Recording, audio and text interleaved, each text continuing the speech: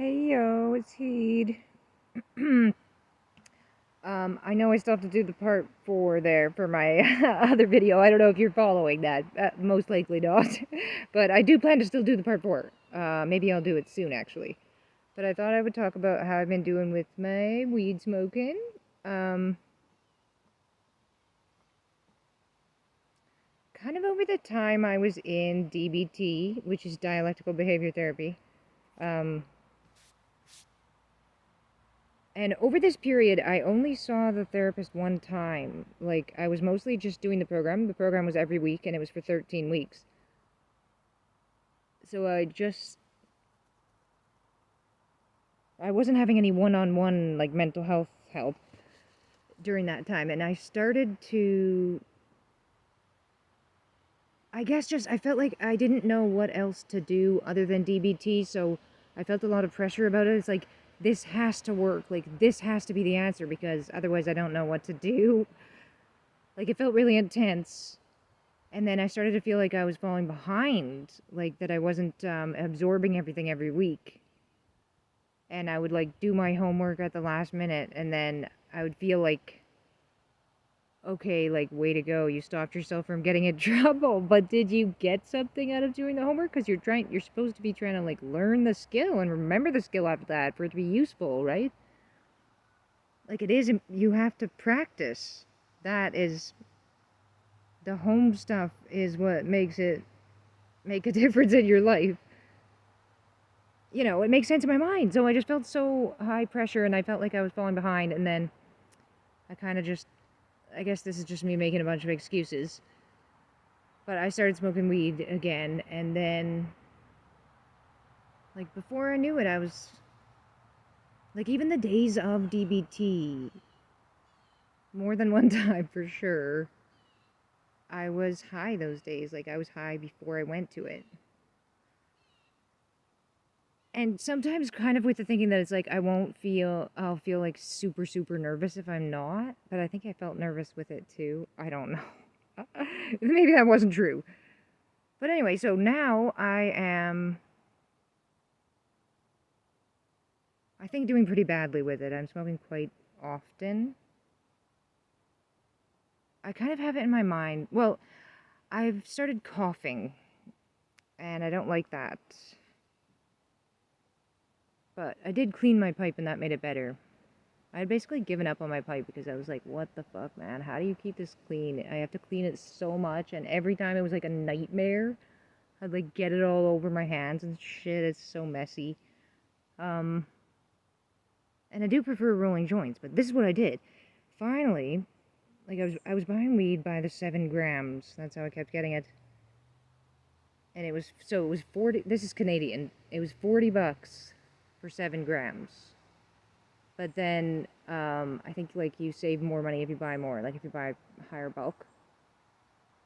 So like people would say to me like just buy an ounce because that's how much you can buy at a time.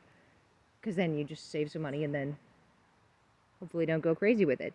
See, my fear of buying bulk is I was like, I think that's just going to make me smoke way more. I'm just going to be like, I have so much. I can smoke it all the time. You know, it's like, I don't want to be like that. Um, like back when I drank, I was like that. I would, whatever amount of booze I bought, that's how much I would drink basically. Which I would pass out sometimes. But, like if I bought a bottle of wine, I would drink that whole thing. Even though it's like, that's gonna make you feel terrible. And like, come on, man, have some self-control. Um, but I don't drink anymore now, but yeah. Weed seems to be... There's something that I get out of doing it, like... I don't know. Like, feeling more comfortable. Well, it distracts from... Like, a lot of the time what I want is relief from the thinking. It kind of just takes a little strain off of that. Because my thoughts can have me going really in a negative direction. Like, I can so easily get into such a negative spiral. But so yeah, now that the DBT is over, like, I'm talking to the therapist, and she was one that was like doing the program, so we can obviously talk about DBT stuff more, which we want to, but I don't know, I like her a lot more than the other one. She seems good. I feel like we're vibing or whatever. It's working. It's good. But I did feel a little bit like talking about the autism stuff that she was a bit dismissive. But I tried not to read it that way too much because I was like, And also, what does she even know about it? Which is like, why are people so confident in their opinion when they're like, yeah, I know like 3 sentences about this thing. Isn't that everything to know about it? It's like, no! Why did you think that? Yeah, because like I've been learning about autism for so long, and it still is very fascinating after all this time. I think it's more than 2 years. So it's like, I don't know how long she would have spent on it with her mental health training. I'm not sure exactly what her title is, but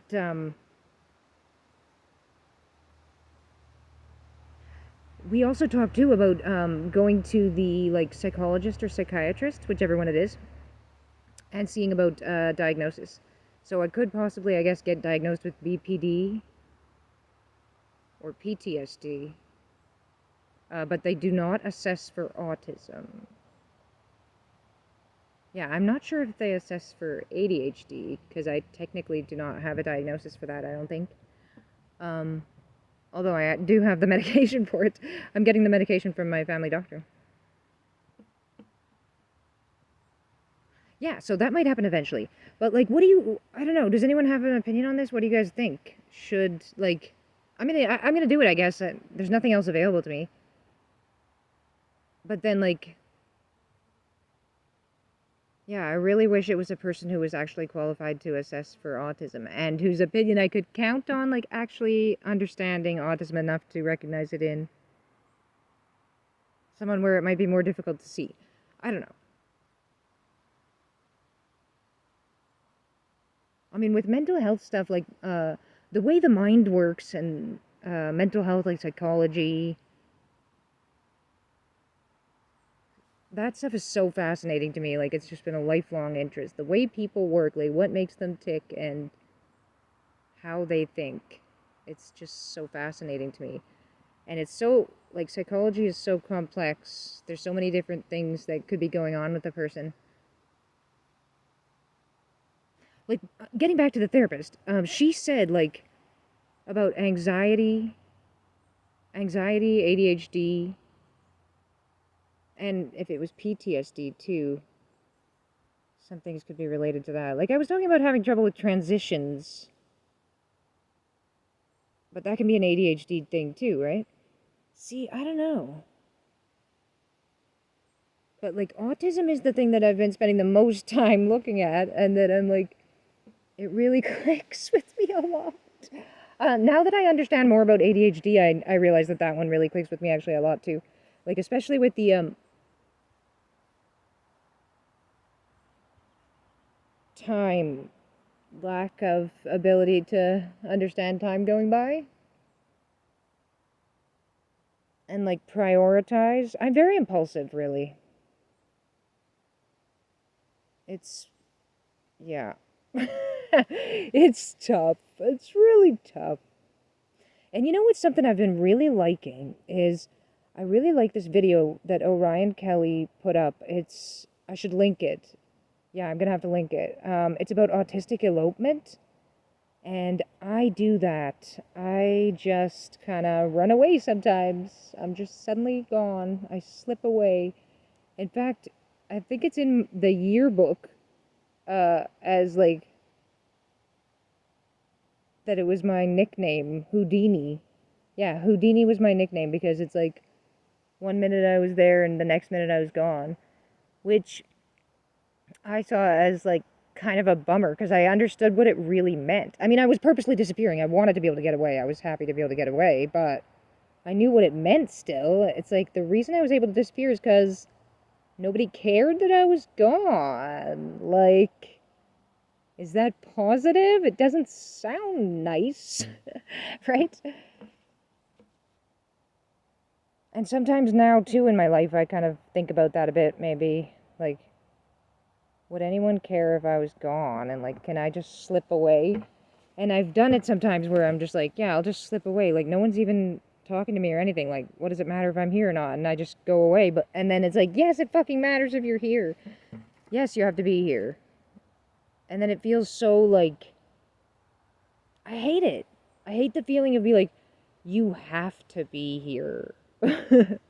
You can't go for a walk and leave this property. You have to be here. It just feels kind of freedom crushing in a way.